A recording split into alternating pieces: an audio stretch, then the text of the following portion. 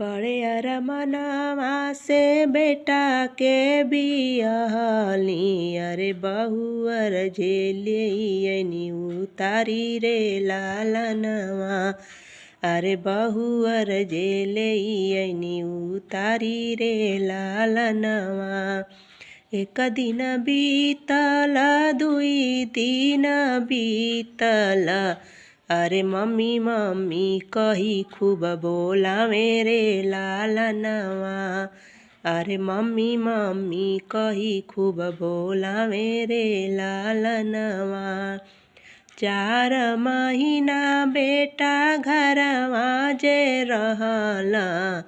4 महीना बेटा घरवा जे रहला।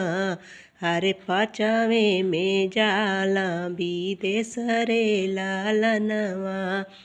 अरे 5वें में जाला विदेश रे लालनवा।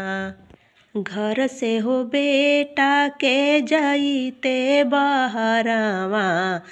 अरे बहुअर का बदलल मिजाज रे लालनवा। अरे बहुअर के बदलल मिजाज रे लालनवा। हाथ पकड़ी बहुअर कैनी घर से बहरवा। अरे बहुअर के बदलल मिजाज रे लालनवा।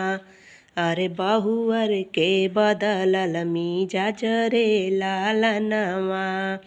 बड़े अरमनवा से बेटा के बियाहली। अरे बहुअर झेलियनी उतारी रे लालनवा। अरे बहुअर के बदलल मिजाज रे लालनवा।